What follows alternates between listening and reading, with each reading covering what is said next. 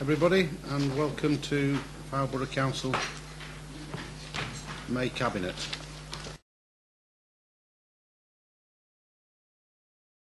And item number 1, can I ask for any declarations of interest?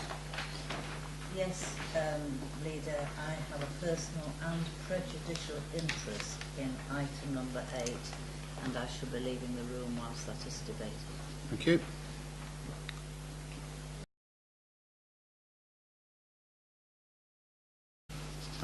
Item number 2 is the confirmation of the minutes. Are we all happy with the minutes of Cabinet meeting held on the 3rd of May?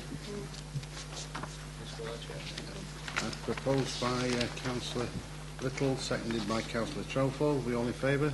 Thank you. I'll sign those.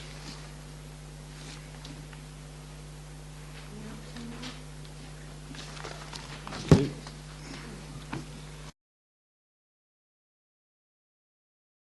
And urgent items. Thank you, Chair. If you're minded to accept, we have 2 urgent items tonight. The first one is Granny's Bay Beach recharge and protection works at Fairhaven. This is a funded capital budget increase with money from the Environment Agency. Thank you. I'll accept that. I would like to take this item at this point to avoid me having the projector in my eye all evening. Okay. Thank you, Chair. I have the pleasure of proposing this item. Mr. Walker. Mr. Walker is going to just present it. Thank you, Chairman. Apologies for this as an urgent item tonight. I've just got some drawings and some photographs that will be of more benefit to members of the committee and members of the public tonight. Granny's Bay, there's a plan there of Granny's Bay, and at the centre of the bay, or running along the bay, is a low promenade wall, which over the past few months has been subject to some wave erosion by high tides. In particular, the wall has been undermined by wave action and has resulted in the promenade above it. The grass creek blocks have actually settled. There is another picture that shows in detail the wave action, how it's eroded the sand below. We have been in discussions with the Environment Agency, and they have pledged some monies towards this project to help Fylde sort this problem out at the moment. What I've put on the screen there is a picture of some piling works that we did further up. They are in this location that lead up to the shelter on the corner of Church Scar, and that was done about 4 or 5 years ago, and that is the traditional model of sea defence that's been done previously. Quite a utilitarian finish, sheet piles with concrete behind it. It doesn't look very nice at all, and what it does, it causes beach scour. You'll see from that photograph, Chairman, maybe not too well, that as the waves hit it, it actually takes away a fair bit of sand with it, and technology does tell us that, and wave predictions do tell us that that's a design which, from a sea defence point of view, is actually flawed, because that actually erodes the beach below it. We have been in discussions with the Environment Agency around this, and the particular section involved is shown there. It's a 30-metre section, and a scheme has been designed, which I've got to show you this evening, and an estimate of this has been arrived at of £80,000, and the section itself in enlarged format is there, and what it's showing is a step revetment defence system. And on this drawing, it probably shows it in a bit more detail. The beach level is here, so the steps actually go into the sand itself, and it absorbs the energy of the waves. It's a similar design, Chairman, that's been used up the coast in Cleveland and Blackpool, and it's proposed that that design be used in this particular section, as we believe it to be a more sustainable design. And it's one that the Environment Agency would approve of. What's shown behind it is a drawing of a potential promenade section that could continue behind it. This isn't funded by this scheme. The £80,000 would go on the step revetment works. Just as a reminder on the force of the waves, Here's a particular picture here at high tide a few months ago, which shows a 10-metre tide can actually overtop the wall there. So the scheme that's being proposed, Chairman, is a step revetment scheme on a 30-metre section. It's fully funded by the Environment Agency, and we now have a marine licence agreed, and we'd like to get that work underway during the summer months. Thank you. Any questions? I think it is. I think it's an excellent scheme. The similar schemes in Blackpool and Cleveland have been extremely successful, and this area is certainly in need of some urgent repair. And I thank you for that report. Thank you, Chairman. I'd like to propose this item and thank Paul and his team for doing this work. Thank you. I'm very happy to second this, because as I walk my dog in that area, I know it is needed. Okay, proposed by Councillor Chowfall and seconded by Councillor Little. Are we all in favour of that? Thank you. And the second item? The second urgent item are the minutes from the Special Community Focus Scrutiny Committee and the recommendations. This is urgent because the closing date for the formal feedback is Friday, May the 25th to DEC. I think Councillor Mulholland is here to present these minutes. Thank you.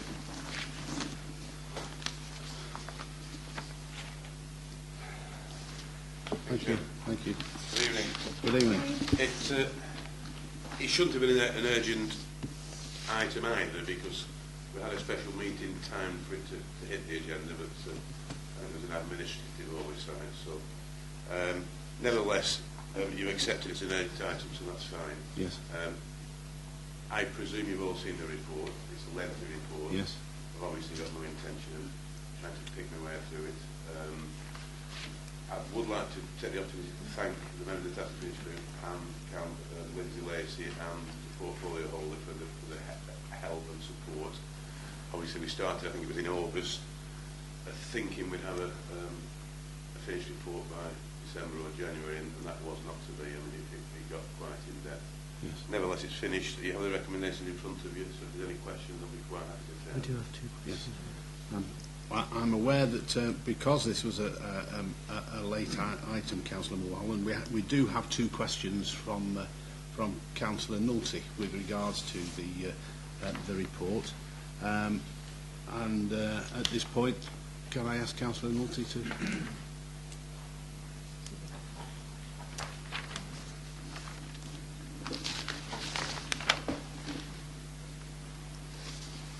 Thank you. Can I start by apologising for the lateness of the question, but there's quite a lot of confusion about whether the item was actually going to be taken or not, because it wasn't on the agenda and how long it would take. So Thank you. if Councillor Mulholland is upset by that, I'm sorry. Okay. The Task and Finish Group has produced a well-developed technical report, which I believe is very good in addressing the issues it was asked to look at. With hindsight, I believe the role of the committee was always too narrow, and I hope the Cabinet will now agree with me as time has moved on and we have become more aware. The earth tremors were only the tip of the iceberg, which has meant that the rural Fylde is just waking up to the potential threats and massive consequences of shale gas extraction in the midst of our lovely countryside. Across the borough, meetings are only just taking place to explain the process, the risk to people and the environment, and the sheer scale of the massive engineering project required to extract the gas under our feet. Quadrilla has already drilled 2 of the 6 wells the county has approved for gas exploration, with little or no regulation. Our Fylde Borough Council has to take responsibility as being a conduit between the protest groups, which are getting stronger each day, and the Lancashire County Council and Government's Department of Energy and Climate Change and the Health and Safety Executive, who will be making the decisions, granting licences, planning permissions and overseeing safety matters. There has to be further information gathering and assessment of all the implications and effective partnership working, so that this council can meet its corporate objectives of promoting the enhancement of the natural and built environment, promoting cohesive communities, meeting the expectations of our customers and promoting a thriving economy, which must be balanced with the protection of the environment and the health of our communities. With this in mind, question 1. Will the Cabinet reconsider whether a moratorium should at least be requested for at least a further 6 months, whilst the regulations, etc., are examined and put into place, especially following the Davey report, which was published yesterday from the DECC, which has put the need for use of shale gas onto the back burner, perhaps an unfortunate phrase. There will be a huge difference between a few wells being drilled, fracked and explored and the production phase, should it go ahead, which will see 40 to 50 wellheads being formed very rapidly, proposing to rise between 400 and 800 over the coming decade. This will have a huge impact on our countryside, roads and local communities, much bigger than any future housing and economic development, which the Local Plan Development Committee has been working on for the last 2 years. This proposal will add to all the problems that committee has been struggling with.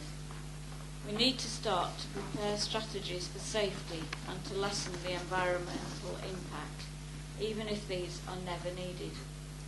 In my opinion, we need to start this work right now.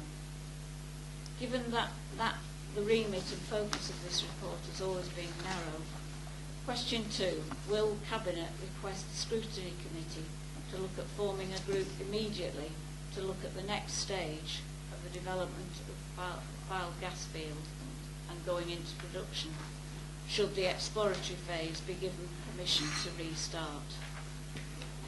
Thank you. With regards to those two, any observations from my colleagues? I welcome observations from Councillor Mulholland. Yes. Because it was part of the scrutiny's work to look into this. Absolutely. Well, I will say that potential threat of massive consequences is, I feel, going a little bit far. We were, as a toxic finish group, my understanding and certainly my focus is really on fracking, because it is an activity, it's a new activity, it's an activity that hasn't reasonably taken place on land in this country close to urban conurbations. The laws that go into this country, and there are, it says there's little or no regulation. There are plenty of regulations, but they're not specific regulations. The regulations which really were designed around the North Sea oil and gas fields. So there was no specific regulation, and that was realised at an early stage after a presentation by Quadrilla, and that's when we formed the task force group. We certainly weren't looking at the wider issue of, carbon fuels, carbon footprints, whether this country is doing the right thing going down that path, or whether we should look at solar power. We certainly weren't looking at that, and neither should we have done, in my opinion. And if you ask us to go and look at that, please don't make me the chairman, because that's a much broader issue than I would want to look at. The country has embarked on using gas and fuel for energy. That's a matter of fact. Quadrilla have a licence given in April 2010 by Timmy Select Committee. They were licensed to frack in the UK. That's a fact. The activity is taking place legally. They apply for individual permissions amongst your county council, and we are merely a consultee. Those permissions were given. Again, that's a fact. What we were looking at on behalf of people that filed was the actual fracking. Now, yes, the seismic events were a surprise to all of us, and even the experts didn't think there'd be a link, but there was a link. But we had a geophysicist attend, we had other various reports to say that that level of seismic event was so small it wasn't a concern, and it was a chain of events that don't need to be replicated. Quadrillion series of practices to avoid that chain of events. They now have in place seismic sensors that if there's any sign of event being triggered, everything shuts down. And, you know, I assume, and I think I'm right in assuming that should that happen, they would have to go back to the drawing board. They would have to go back to deck. But the feeling is that that's unlikely to happen. The levels of the seismic activity were not a cause for concern. And, you know, I have to say, had they found coal on the file, and mining coal, I think there would have been equally as much fuss. Had they been dynamiting a quarry somewhere, there would have been as much fuss, which is fine. But the whole point of what I thought we were looking at was the fracking. And, you know, we've come out, apart from, I think, 3 people who were pursuing the idea of a moratorium, which, you know, I've got to be honest with you, if I came down, if I was God and I came down with a big one and I could have my way, I would probably put a moratorium on it. What we're trying to do is be pragmatic. And apart from 3 members of the committee, there was no appetite for a moratorium. We felt that a moratorium, a request for a moratorium, would likely be ignored. And we felt if that happened, we would be dismissed as being irresponsible asking for that, and probably dismiss along with our other recommendations. So the vast majority of the committee, task group and committee, were against the moratorium and in favour of putting in the recommendations which are before you tonight, which we believe will make fracking much safer. Now, unfortunately, we were looking at the exploratory stage, but inevitably, there's a little bit of dip in and out.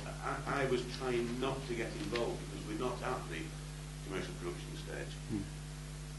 But certainly, when a well is drilled and fracked, the recommendations that we're putting forward for legislation and for monitoring will undoubtedly make the industry safer.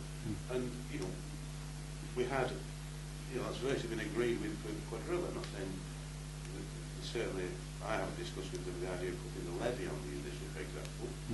But a lot of the things that we're asking for are things that they either already do or have offered to do voluntarily as good practice, and things like cement bond logging and checking.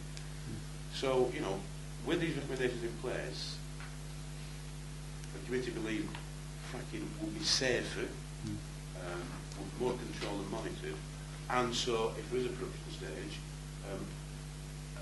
we would be in a much better position. The moratorium, as I say, we felt that would be unlikely to be listened to, the economic state of this country, the economic state of the world, in fact, and the find of such a wealth of resource under us, there's going to be a desire to tap that well, and understandably. As I say, if this had been coal or a seam of coal or a seam of gold, I don't think there would have been a hair turn. Thank you. Any other observations? Yes, Councillor Murphy. Number 8 on the recommendations, to ensure that the Council, via its Overview and Scrutiny Committee, keeps a watching brief on any ongoing and future fracking operations. How often do you use them to clean out that?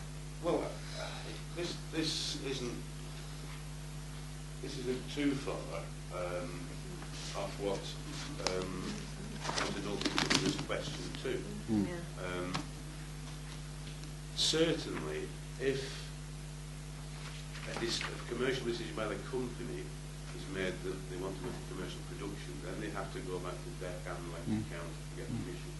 At that stage, I would sincerely hope that you know that this council, through its scrutiny committees, has some form of, I don't know whether it will be a tacit finish, but it may be a longer term thing, has some form of an overview of it that keeps an eye on it. That's what I'm asking. I personally don't see the need for that now. But I certainly think, I mean, I do think it's a big deal, it's a big issue. It's on our doorstep. We all want it to be right. We don't want to end up with fingers pointing at us for dereliction of duty. And it will need looking at. And certainly if you go to, you know, a lot of issues that we're going to attempt to bring issues into this task finish group, you know, transportation, the actual siting of wellheads and screening of wellheads, and how are they going to get is it going to be a pipeline, or is it going to be the water, for example? You know, there's a few swimming pools with the water there. There's dirty water. It's got a radioactive level. Legislation already exists for how to deal with that. That's all in place and has been for years. That is something they have to overcome. If they then go into commercial, they'll have to overcome a lot more of that. And yes, at that stage, I would be very interested. How's that going to, you know, specifically how's that going to happen? Is it going to be tankered? What's the impact on sort of our roads, especially across the Moss? So that there are other massive issues, but I think that's at a later stage. Yeah, thank you. Thank you. Any other observations? Well, I think with regards to questions, Councillor Nulty, the Cabinet is supportive of Councillor Mulholland's task and finish group. I'm satisfied that all those matters with regards to moratorium have been discussed within that task and finish group at a proper level and a proper debate, and the task and finish group have voted not to pursue that line, and I support Councillor Mulholland and his group with that. With regards to the setting up of a further task and finish group for the next stage following the fracking, having discussed this with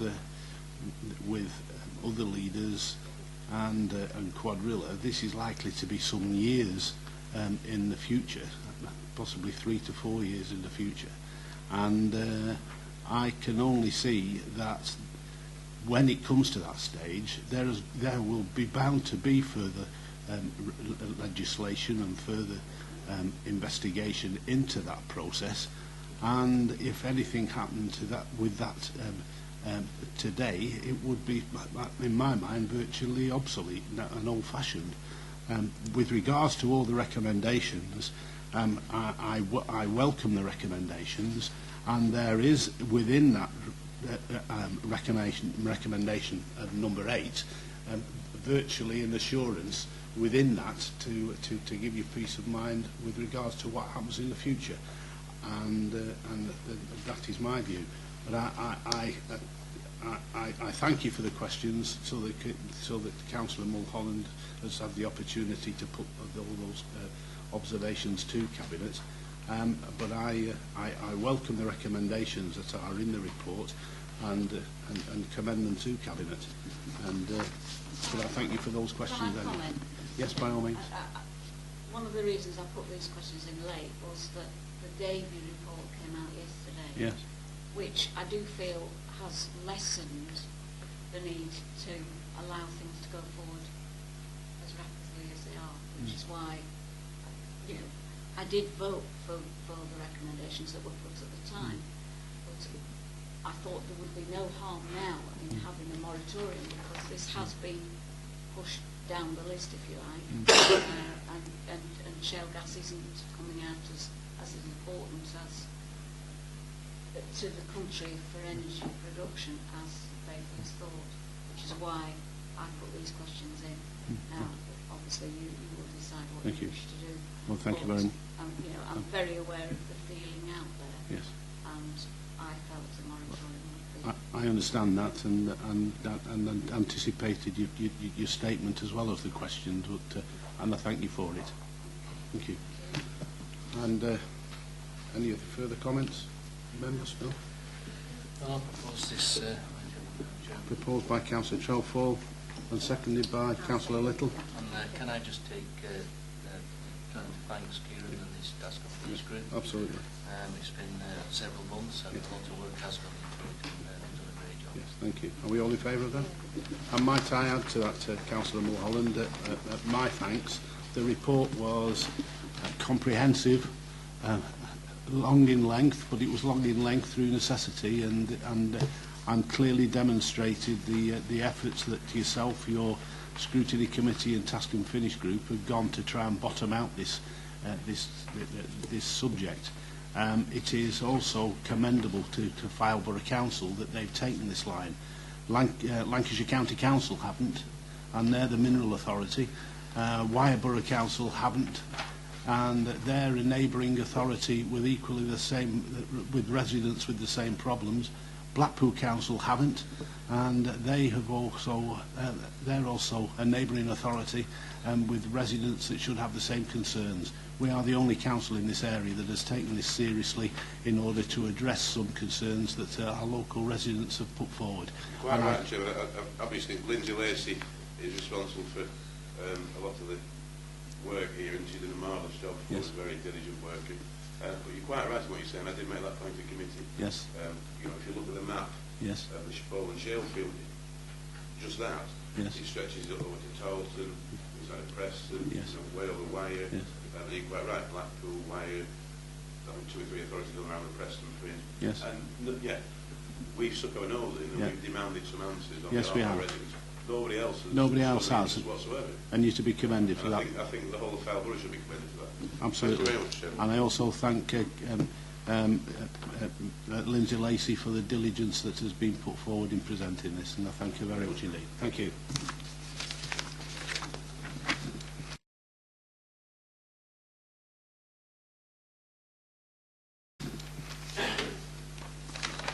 And with that, we move to item 4, policy development, with scrutiny recommendations. And Councillor Fabian Wilson.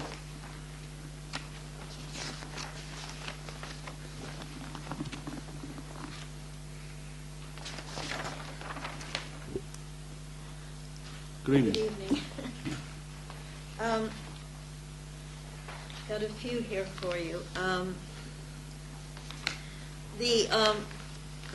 We looked at the capital program, third quarter update, and looked at it quite thoroughly. But we felt at the time that it was quite important that we have a further report on the performance, sustainability, and value for money that is happening with our pools. Because since they went to a partnership arrangement, we need to monitor what's happening. And we didn't have the data, so we've put that forward as a recommendation. We also obviously looked at the general fund budget monitoring report, and you can see our recommendation there. We also looked at the recommendations made by the working group for the Lowther Gardens Trust. And as you can see, there are 4 recommendations that were made. To recommend that the proposed funding for the Lowther Pavilion element of the trust's business should be released as long as there are checks and balances in place, which were outlined. That the trust should provide the working group with a copy of their policy related to the management of conflicts of interest and a copy of the register of those interests. At a quarterly meeting required by the service level agreement, along with the management accounts detailing actual expenditure and income against budget, any updates to the register of interest to be declared, so that we always have an idea of what is happening with the trust. And that the trust should report annually to the scrutiny committee regarding their performance measured against the service level agreement. This is something we do with most of our partnerships. We look yearly at this, what's happening as of their performance measured against the SLA. So we wanted that to be in place as well with the Lowther Gardens Trust. And then finally, we looked at a trading review for the external contracts. various options were given to us, and the consultant who prepared the report had thought of a particular option on that. When we continued to ask some questions regarding it, the consultant agreed with us that actually option 1 was a preferable option, giving us the best opportunity to go forward. And so the committee, the Policy Scrutiny Committee recommended that option 1 be put forward. And option 2, recommendation 2, that a further review of trading is undertaken once there is sufficient financial information available under the improved arrangements, because then we can see what's been happening with this, which we can't right now. We don't have the information. So we would like to see a further report to the committee in 12 months. I'll answer any questions you might have. Thank you. Any questions If I can. from members? No? Are you quite happy with that? Well, I thank you for that report, and which has covered three subjects quite comprehensively, and I thank you for that. The external contracts, I was pleased to see that you'd gone through the report from the consultant and taken that on board, and I also have been able to speak with some officers with regards to clarification of that, so I came to the same conclusions as yourself. Well, that's good. Well, with these remarks, I would like to propose the approval of the first 2 items from the scrutiny report, capital programme and the general fund budget monitoring report. The last 2, Lowther Trust and external contracts trading, will be dealt with later on, more fully and later on in the agenda. So if I could just at this stage move the first 2 items, please. Very happy to second that, and also to welcome your scrutiny of capital programme and the revenue programme as well, and ongoing scrutiny of that. I do welcome that. Thank you. So proposed by Councillor Fazackley and seconded by Councillor Buckley. Are we in favour of those? Thank you very much indeed. Thank you. Thank you, and thank you very much indeed again, Councillor Wilson.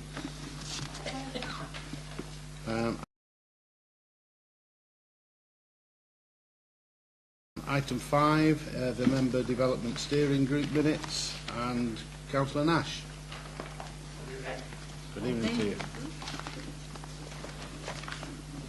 These are the minutes of the meeting in the end of March. We were due one in April, but it had to be postponed due to the non-availability of key people. This meeting was pretty heavily loaded towards looking at ICT policy as it involves members. And it was attended by Mike Wharton, who was Member Development Advisor, North West Employers. The two items that we were looking at came together quite well. We're looking really at the future work of the 5-year plan, and I queried several aspects of that. Further to this meeting, I had one this week with the heads of department to look at how it dovetail the member development ICT plan could dovetail in with the Fylde Borough Council ICT development plan. And the base plan will be established by September for Borough Council. At that stage, we look at dovetailing in the member development ICT plan, particularly to do with social media and the advances that have come from it. And that now gives us a way of establishing a full comprehensive member development plan with priorities. So we put some of it on the back burner until September till we know more. Cabinet will be aware that the Memory Development Charter that the Council was one of the first local authorities to apply for and achieve level 2 charter status. And we were briefed on the fact that there may in the future be a level 3 status. It's not yet established, but to retain our level 2 status we needed to do a level 1 review. And so that all the numbers, we decided to do a level 1 review to maintain our status. But also as soon as we know about it, to look at applying for and going to the highest status of level 3. Excellent. The final thing that we looked at, there was a query about whether we should continue learning our arrangements, and the steering group decided they were a good thing and that we would recommend that we continue. So I therefore ask Cabinet to endorse the work that we've done and agree our way forward. Okay. Any comments? Yes, I'm very happy to endorse and propose this. Okay. No other comments? Okay. Second that, Chairman. And proposed by Councillor Little, seconded by Councillor Fazackerley, and we all in favour of those? Thank you. And can I again commend you, Councillor Nash, for an excellent report, and we look forward to again supporting the members development committee in the way forward to the future, and best of luck in achieving a higher level. You don't go high, you never get there. Absolutely. Well done. If you don't aim, you don't get. And item number 6 is the external contracts and trading review, which I think It is. Councillor Fazackerley will present. Thank you. Here, colleagues. This item arose out of the decision not to progress FBC solutions and Cabinet requesting an independent assessment of the current external grounds maintenance contracts operated by our Parks Service. These external contracts had been at a relatively low level until last year when the Blackpool Coastal Housing contract was won. John Dakin of John Dakin Consulting Limited was commissioned to deliver a report based on 2 objectives: to undertake an independent review of the financial and other benefits to the Council of its approach to trading for grounds maintenance and related services, and to make recommendations on the way forward. Mr. Dakin presented his report to the Policy Development Scrutiny Committee at their meeting on the 19th of April, and the 4 options for future trading can be seen at the bottom of page 24 on tonight's agenda. The report recognised that the value of external trading had increased significantly during 2011-2012. The income for 2012-13 being estimated at approximately 664k. After the deduction of direct costs, a contribution to overheads and profits of 185k is made, leaving a net profit of 6k. The recommendations of Mr. Dakin's report are listed on page 25 and include adopting a more localised approach, following a more strategic and corporate approach to external trading, the setting of clear objectives and financial targets, a rethink on recharges and overheads, and the development and implementation of a corporate framework for external trading. Details of what might be covered by this framework can also be found on page 25. Excuse me. Further recommendations included establishing a task and finish corporate team to look at tender bids above an agreed value, higher level approval before bids are finalised, consideration of further partnerships with LCC for other public realm services, consideration of the potential for enhancing services within the Community Services Directorate, the possible ramifications of the Localism Act be investigated, discussions regarding the role of agency workers, consideration of the role of fleet manager, the maintaining of a concise business plan for external trading, and the suggestion that key procedures are brought together and documented, and that a further review of trading is undertaken once there is sufficient financial information available under the new arrangement. And the minutes of this scrutiny meeting are included on pages 16 and 17 of this agenda. So that really, colleagues, is a summary of the report. I've tried to make it as concise as possible, and so with that, if you would like to, I would like to move those recommendations. On page 23, that the Cabinet considers the resolution of the Policy Development Scrutiny Committee of 19th of April 2012 in terms of the external contracts and trading review, and that Cabinet specifically endorses continuing trading without specifically limiting the geographical footprint, and implementing the remaining process and practice improvements outlined in paragraph 8 of this report, and a further review of the external trading activity by the Policy Development Scrutiny Committee within 12 months. So if anybody has any Thank you. Councillor Buckley. questions. Yes, thank you. I welcome the report, and I think that it's quite clear that there's lots of steps to be taken moving forward, so that there's more clarity about what the work the parts of the team are doing, which has been great in attracting outside business. But clearly there's many steps to be taken so that we're certain it's robust and we can revisit it, and I think that's all to the good. I just wonder whether we need to amend the recommendation, number 1, that Cabinet considers and accepts the resolution of the Policy Development Scrutiny Committee, because those were presented to us, and I think we do all accept those recommendations. But happy to second. I would be happy with that amendment. Thank you. Thank you. So, proposed by Councillor Zackley, seconded by Councillor Buckley. It's okay.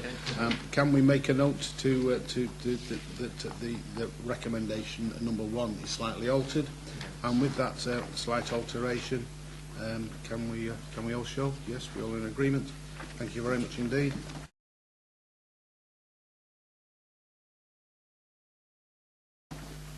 Takes us to item 7, which is the Fylde and WYRE Health and Wellbeing Partnership, which is on page 29. Thank you. This comes under my portfolio. On the 27th of March 2012, the Health and Social Care Bill received royal assent to become the Health and Social Care Act 2012. The Act puts in place the basic architecture of the reformed public health system by giving new duties and powers to local authorities, unitary and upper tier, and the Secretary of State for Health. It takes effect from April 2013.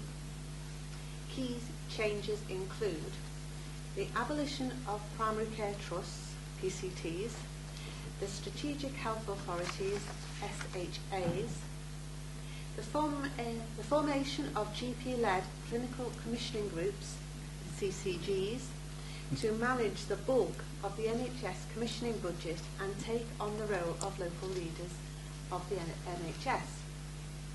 Performance management of CCGs and some commissioning functions to be carried out by the National NHS Commissioning Board. The transfer of public health functions to local authorities, unitary and upper tier, and Public Health England. Greater scrutiny and accountability through the establishment of health and wellbeing boards and the creation of health watch groups. As a consequence, the County Council has established a shadow health and wellbeing board, which will operate in shadow format until the legislation officially establishes it on April 2013, and of which I am a member. I can reiterate it is important that the District Council support health improvement activity and influence the public health agenda, and in particular the CCG locally. The proposed Fylde and WYRE Health and Wellbeing Partnership, it's Appendix A in the papers, is coterminous, having the same border, with the Fylde and WYRE CCG, providing an opportunity to influence the local public health agenda. Members may consider it appropriate to recommend that the relevant district council representatives on the Shadow Health and Wellbeing Board should be one of the district council representatives on the partnership.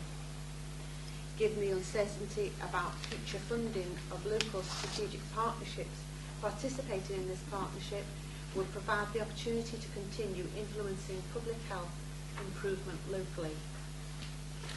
I am therefore happy to propose that the Council participate in the proposed Fylde and WYRE Health and Wellbeing Partnership and provide feedback on the partnership as appropriate. But I would like to change the recommendations to the report or add one, if that's possible. Recommendation 1. To agree to the Council participating in the proposed Fylde and WYRE and Wellbeing Partnership in order to influence local public health priorities. To agree that the District Council representative for Fylde and WYRE on the Lancashire Health and Wellbeing Board should be one of the District Council representatives on this partnership. To agree that the appointment of a representative to the Fylde and WYRE Health and Wellbeing Partnership is considered at a future council meeting. Have we got all those? We'll have all them, I'm sure. Sorry, Alan. Okay. Now, I do know that the monitoring officer has already clarified this with Cheryl on the wording of it, and we do have a copy of it. Okay. Any comments with regards to? Can I clarify then that it's an appointment to be dealt with at council? Yes. Yes, Yes. it's got to be Like an appointment to an outside body? Yes. Yes. So I've got a proposal by Councillor Little. Thank you, Chairman. I welcome this item on the agenda, and I hugely support that we're hands-on with the well-being of healthcare in Fylde and our neighbours, so I'm very happy to say this. Thank you. Seconded by Councillor Trelfall. Are we all in favour of that? Thank you.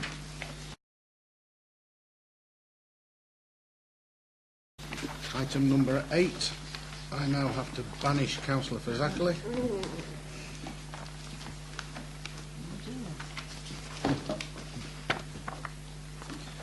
Page 41 is the Lowther Gardens Trust, which will be presented to us by Claire Platt. And good evening to you.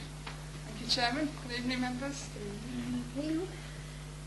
Members will recall a report came to Cabinet in November 2011 detailing the financial and business plan of the Lowther Gardens Trust and requesting a financial subsidy to support the transfer of management of the pavilion away from the council and to the trust.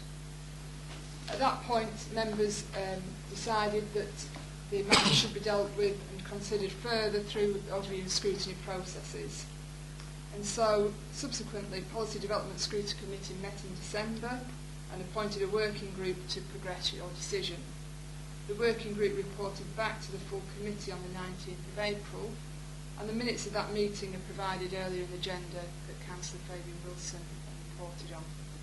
But the recommendations of scrutiny were to recommend that the proposed funding for the Lowther Pavilion element of the business should be released as long as there are checks and balances, that the Trust should provide the working group with a copy of the policy relating to conflicts of interest and register of interests, that at the course of the meeting required by the SLA, any updates to the register of interest should also be declared, and that the Trust should report annually to scrutiny regarding their performance.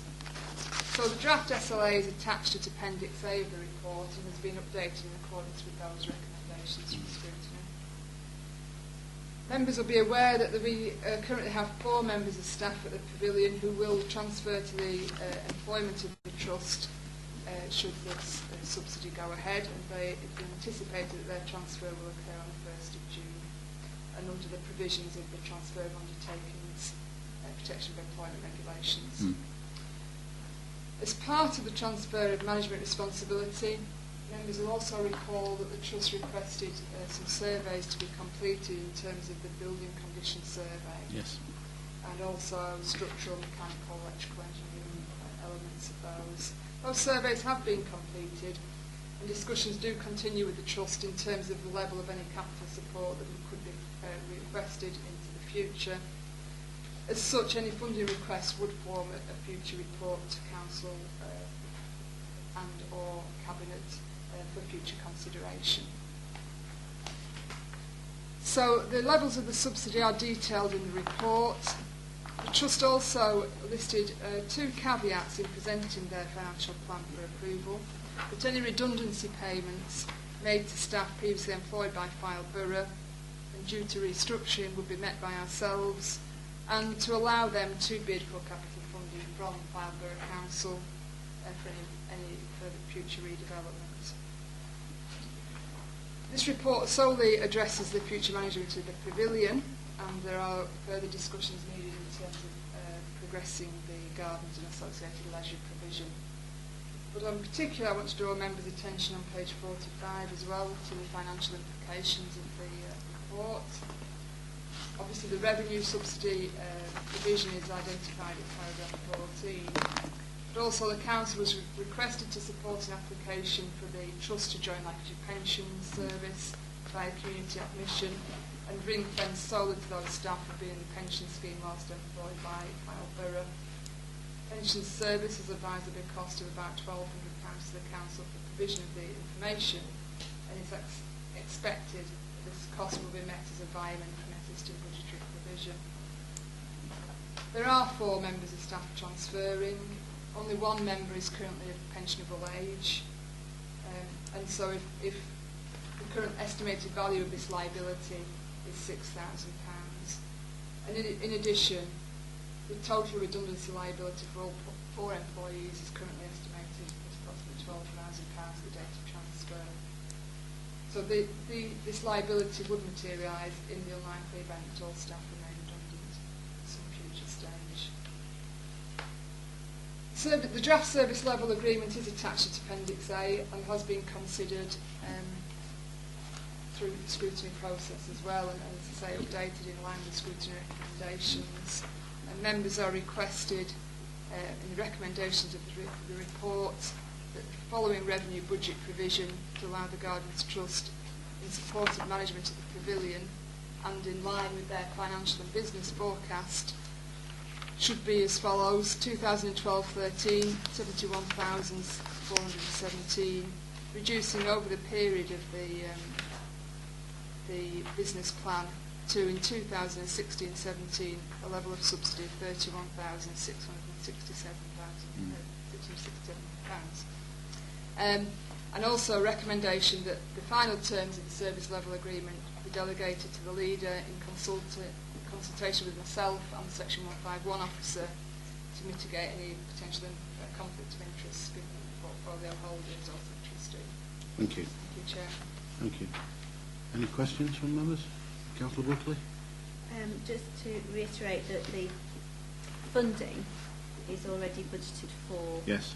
Ahead of us making this decision. It was identified, so prudently it was incorporated within our budget. Yes. So that is all funded.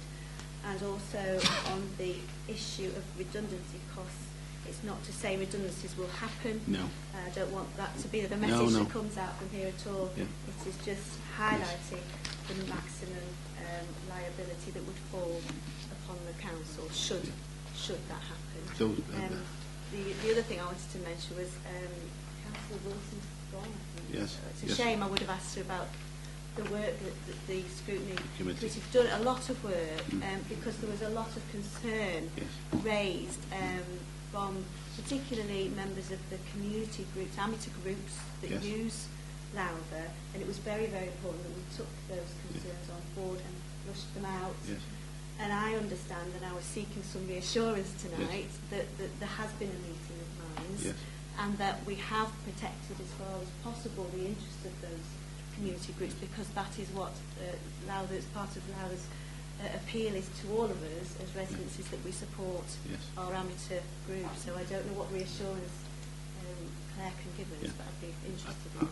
I share those views, and I took some comfort out of the main report that actually reports that the meetings had taken place with regards to those groups, and some agreements had been forthcoming from those meetings, and a clear understanding for the future.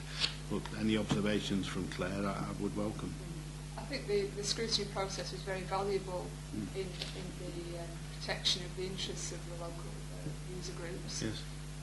Scrutiny met with user representative during the process, and met subsequently once the users had met with the trust separately, to just double check that user groups were content with the way we're moving forward. Yes, I'm very pleased with that, and again would underline the financial points that Councillor Buckley has made with regards to the 4 employees there. It is only actually giving detail within this report. There is no indication of there being any redundancy at Lowther, and so I don't want that message to go out. And with those observations, I'm more than delighted to propose the report, and I thank you very much indeed for such a comprehensive report. Sorry, there's just one matter. I've just noticed Councillor Davies is here, and I think he chaired the Task and Finish group.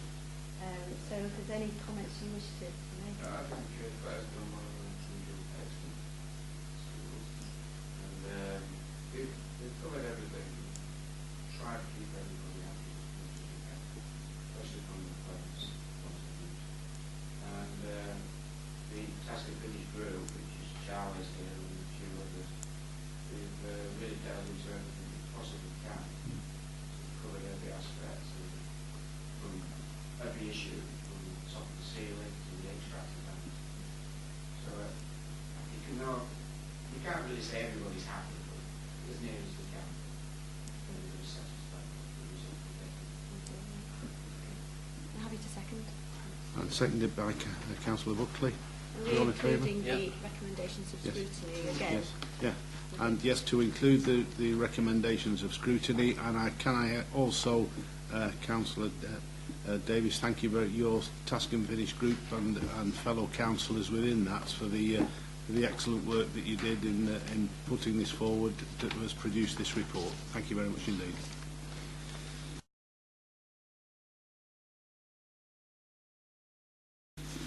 Item number 9. Could somebody rescue Councillor Fazackley for me? Item number 9 is car park improvement capital scheme. It is on page 59 and to be presented by Mr Walker. Good evening to you. Good evening, Chairman, again. Hopefully a fairly simple report. Under the Council's constitution, items of this nature need to be requested and detailed for Cabinet approval. Within the budget, there was a £30,000 annual sum for car park improvements. Work is currently underway on Bath Street car park using the slippage of monies from the previous year, and this report proposes, Chairman, the resurfacing of Dickinson Terrace car park in Lytham, which will be done in time for the opening. Any questions, Chairman? I'll be pleased to answer. Thank you. Any questions to that? No? Okay. Thank you, Chairman. I'm happy to propose that. Thank you very much indeed. I'm happy to second that, Chairman. Proposed by Councillor Trelford, seconded by Councillor Fazackley. We're all in favour. Thank you. And it's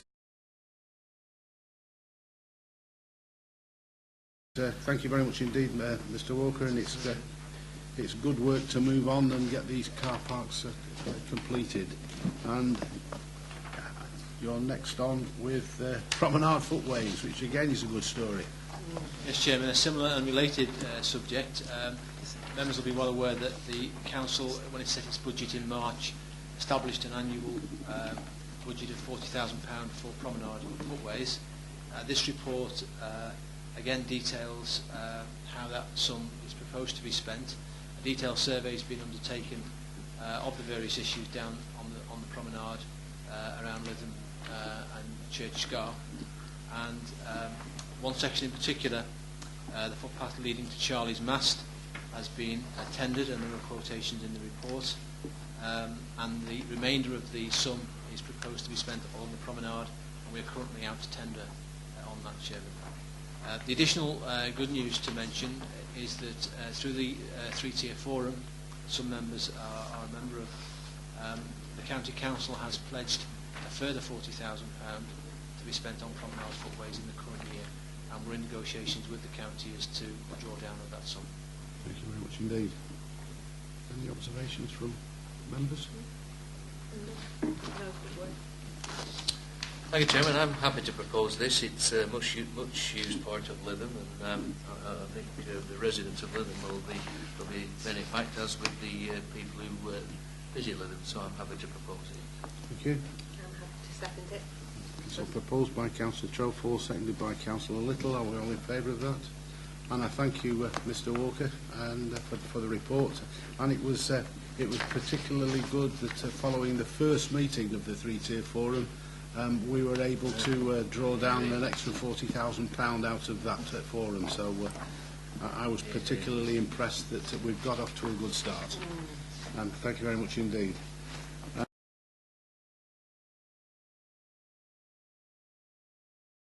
And I think you're still star of the show at the moment, Mr Walker, with item 11, which is the Memorandum of Understanding for the Fylde Coast Strategic Planning. Okay, Chairman, this may take a little bit longer to outline, and members may have some questions on this, I understand. The members will be well aware that the new local plan is under construction, let's say, at the moment, and the issues and options consultation starts on the 7th of June and runs to the 19th of July. And good progress has been made on that, and once the consultation starts, we should have a very early understanding of the weight and volume of issues that we bring forward as part of that consultation. Members will be also aware that the Localism Bill and the National Planning Policy Framework, as they have been proceeding in draft stages, has set out a duty to cooperate, and that has indeed been enshrined in the final versions of the Act and of the policy framework, which is now published. The duty to cooperate applies to all local planning authorities and a number of public bodies, and requires working with neighbouring authorities and other public bodies, including local enterprise partnerships on strategic priorities. It includes collaborating on evidence critical to understanding the needs of the area and the wider economic and housing market areas. As part of the production of the local plan, local authorities will need to demonstrate that they have successfully cooperated with other bodies on cross-boundary issues. If this is not achieved, local authorities run the risk of their local plans being found unsound on examination. In particular, Chairman, York City Council has recently had their examination in public delayed whilst evidence is gathered to assure the inspector that there's been cooperation in the production of their documents. With that in mind, Chairman, there have recently been leader and portfolio holder discussions, which I believe you've been part of, across the Fylde Coast authorities, that have started to talk about the principle of producing and agreeing a memorandum of understanding to assist in duty to cooperate. Following this, a draft document has been attached, which is attached to your agenda item. This has recently been considered by members of the local plan steering group, and this is put forward tonight for your consideration. It's worth stressing, Chairman, that what's attached is a draft, may be subject to some further changes and some comments as it goes through the process. It's proposed tonight that you pass a view on it on the way to full council. There's clearly some issues in the document that talk about the Localism Bill and not the Localism Act, and it was obviously written a few weeks ago when those documents were in the draft stage. So the document is presented tonight for your comments. I think to provide some reassurance, it's worth stressing that this is not an agreement to agree. This is, we have to recognise that there will not always be full agreement between respective authorities on issues as they affect each other. This memorandum should not fetter the discretion of any of the local authorities in the determination of any planning application or in the exercise of its statutory powers or duties or in response to consultations, and is not intended to be legally binding. Thank you. Any comments with regards to Councillor Buckley? Can I clarify then that this document, when complete, will go before council? Is that what I've seen from what you said? Yes. So it will be debated in full council? Yes. And can you, in Councillor Fylde's absence, can you explain how this differs to a previous multi-area agreement that caused a lot of concern amongst members? The MAA chamber was far more wide-ranging and went into a number of areas. This is simply around a duty to talk to each other and to cooperate with each other so far as is possible. Yes. This does not go so far as to say you have to agree on those issues that this council has full sovereignty over. That's worth stressing. Yes. And can I endorse that by saying that it is totally different from the MAA. This is the document whereby we are duty bound to talk to and cooperate. But I have met, along with Councillor Fylde, our counterparts from WYRE and Blackpool, and clearly stated Fyle's case with regards to that cooperation and duty to cooperate. Filed is filed. Filed is protected as filed. I will always protect filed as filed. And as Mr. Walker says, this isn't an agreement to agree. It's an agreement to talk and is not binding. And I will always have filed and files land firmly at the forefront of any debate, which is clearly supported vigorously by the portfolio holder, Councillor Fylde. Our senior planners have also been involved in the same discussions and negotiations. And having said that, I am delighted to be able to propose this document before it goes through to council. Thank you. I'm very happy to second it. So seconded by Councillor Little. Are we all in favour? Thank you very much indeed. And whilst we've had a long agenda this evening and banished Councillor Fazakerley for one, can I thank you for all for your attendance and good evening.